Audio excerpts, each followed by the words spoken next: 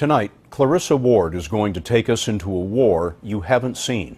We've been watching chaos sweep the eastern Mediterranean. Libya is little more than a failed state run by militias. Syria is in a ruinous civil war. And Egypt's democracy was crushed by a coup. Now, Egypt's military dictatorship is fighting what it calls terrorists in the Sinai Peninsula. Rebels there want to establish a strict Islamic state. The battle has gone largely uncovered until now.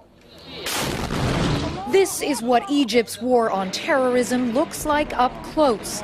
These propaganda videos by Islamic extremists document one attack after another on Egyptian security forces.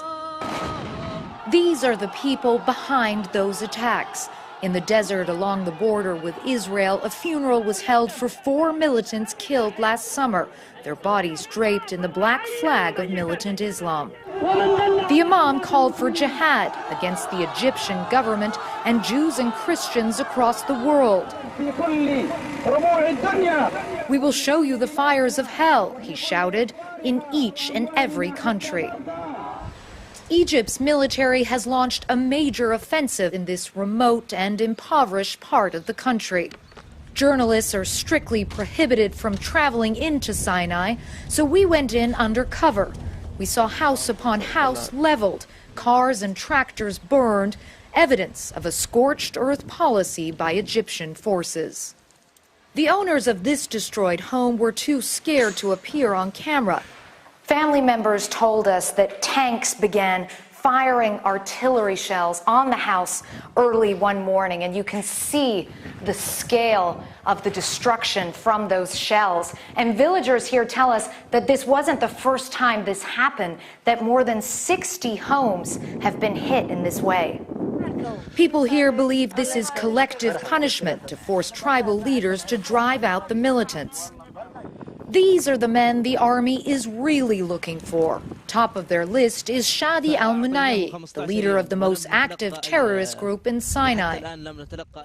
In a remote desert location, we met his brother, who asked us not to show his face. If my brother is a terrorist, I thank him, he said. They burn our houses. Who else will defend us? So you see your brother as a hero? Not just my brother, he said. We treasure anyone who defends our children. It's a view shared by many here. Frustrated by the army's harsh crackdown, sympathy for the extremists is on the rise. Does your brother's group have any relationship with Al-Qaeda?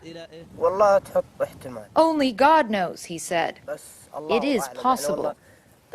It's that possibility that has Egypt's military taking such a hard line here. The question is whether that strategy is backfiring. Clarissa Ward, CBS News, Sinai, Egypt.